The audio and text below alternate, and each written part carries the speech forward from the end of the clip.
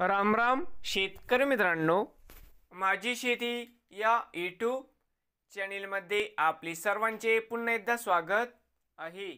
आज आपण बघणार कांद्याचे बाजारभाव।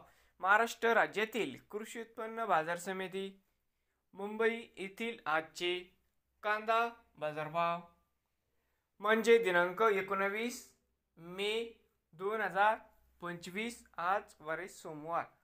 तर मित्रांनो, या व्हिडिओमध्ये आज आपण बघणार आहे मुंबईमध्ये आज कांद्याची आवक कशी व कांद्याला आज हायस्ट भाव किती मिळाला।